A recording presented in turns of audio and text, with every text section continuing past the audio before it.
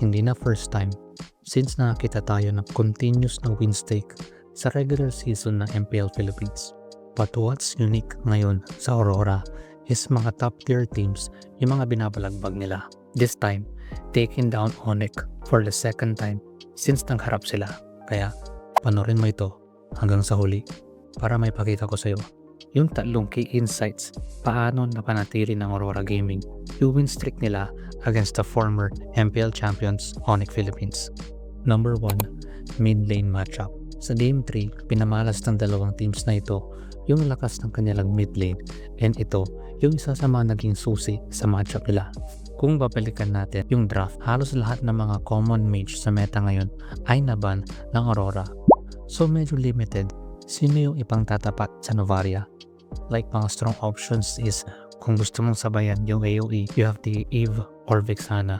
Kaso ang trade-off, mobility and vision. Pwede nga total may Kalea, kuha ka ng Kadita. Para kung may nabuhat si Busco, burst ka agad. But yung issue is poke and range. And marami pang ibang options but they settle for the Selena. Personally, may mga issues ako dito kasi kung kumunat yung Hylos in Phobius, kakainin lang nila yung pana ni Superfits. Kaya maybe kumuha sila ng Selena due to the advantage ng hero na ito sa early game and sa pick-offs. Tapos may vision and long range na parang Novaria. Kumbaga ang magkakatalo na lang kung matik advantage ba ng Selena yung lakas niya sa early game or mapahabol ng Novaria yung laro niya sa late game. But if you look at this game, less than 15 minutes tapos na yung laro. Kaya baka magtaka ka, akala ko ba late game yung Novaria? Bakit natapos ka agad? Papasok kasi doon yung mid lane synergy. Yes, ang ganda ng synergy ng Selena, Kalea, Lapu, and YSS. Kasi kung may na-stun si Superfins or may nabingwit si Brusco, madali lang mapapatama ng Lapu and i-sunship yung burst nila. And in this very moment, swak na swak yung pana kay Dominkite. Kaya makikita mo naka-ready si Kirk for the follow-up.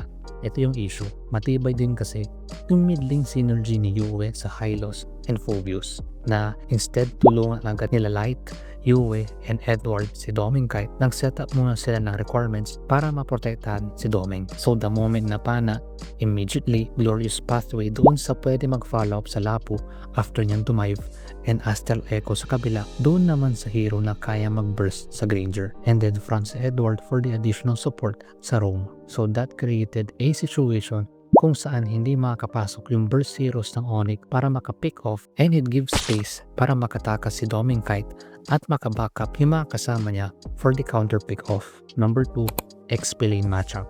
Super crucial din ito kasi it speaks levels sa mental fortitude ng bawat XP na magbuwis ng buhay to provide space sa kasama nila. And in this game, hindi tinantanan ng ONIC si Edward. Like not once, not just twice, pero 3 times siyang ginaw. Though, it is expected na makakaburst yung Lapu sa skillset niya, but the emphasis na i-go ng ONIC si Edward speaks respect sa impact niya sa laro, in which kapag XP ako, hindi ako mababad trip kapag ako inuna kasi this gives space sa mga damage dealers to get the farm, hindi sila mag-gank, and hindi sila ma-pressure buying them time para makuha yung core items na kailangan. Kaya may kita in this game, kahit 3 times siyang napitas, nasa front pa rin si Edward.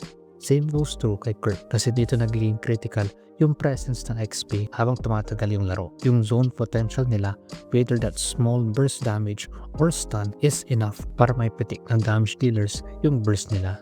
Kaya dito, pa-dive na yung Harit and andun yung Phobius for the zone.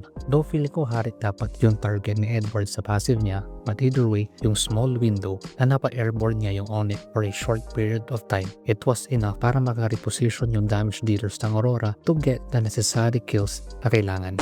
Hindi flashy, pero those small details speaks appreciation sa ambag ng XP sa pro scene. But most importantly, number 3, Rome matchup. I believe ito yung napabago sa timpla ng Aurora Gaming nung pumasok si Light sa lineup nila Coach MTB.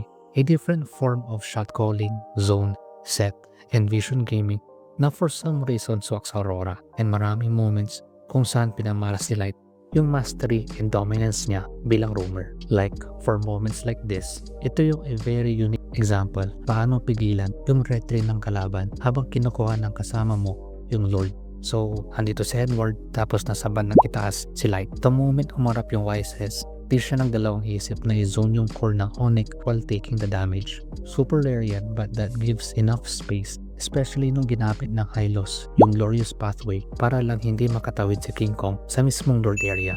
Another example, same scenario, this time nasa mid-bush yung Hylos, may konting kasama na si King Kong, but same situation, 1/4 health yung Lord, pagkakita sa YSS, latag agad ng ulti. For the zone lang siya, but that decision alone was enough para hindi makuha ng ONIC yung mga turtles and Lord for this game. At tuloy-tuloy na ito sa side ng Aurora. Soccer analysis. Maybe by the time napapanood mo ito, nabutol na yung win streak or ongoing pa rin. But this is their strongest form since nabuo yung team na ito. Hoping ito na yung lineup na magdadala sa kanila sa Promised Land, especially kapag playoffs. Check mo tong video na ito kung saan nabigay pa ako ng insight sa mga galaw ng Aurora Gaming kung paano nila tinalo yung ONIC Philippines last MPL PH Season 15. Check mo pag di ko pa nakikita. Comment your thoughts below. Pakinggan natin yan mga yan. Thank you. Please. Let's go.